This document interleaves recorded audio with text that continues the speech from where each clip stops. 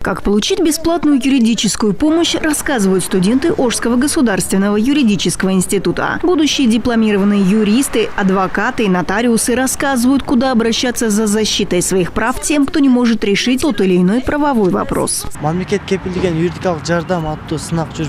Декада прав человека началась 6 декабря. Мы разъясняем людям их права и оказываем бесплатные юридические консультации. Активно участвуем в декаде как студенты юридического института.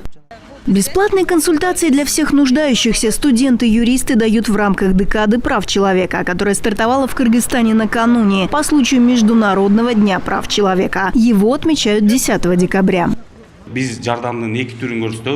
Мы оказываем 2 вида юридической помощи. Нуждающиеся могут обратиться к нам до 15 декабря. До этого времени будет длиться декада прав человека.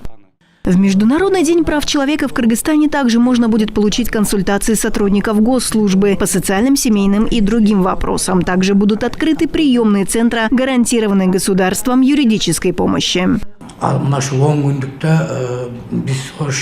10 декабря акция пройдет во всех районах Ошской области. Консультировать будут выездные приемные, в частности и на базарах, в местах большого скопления людей. В Кыргызстане помимо частных юристов существует еще и государственная юридическая служба, которая оказывает помощь малообеспеченным гражданам. Алена Смирнова, Самара Асанова, Уран Адишев, Улар Кайназаров, ЛТР, Ош.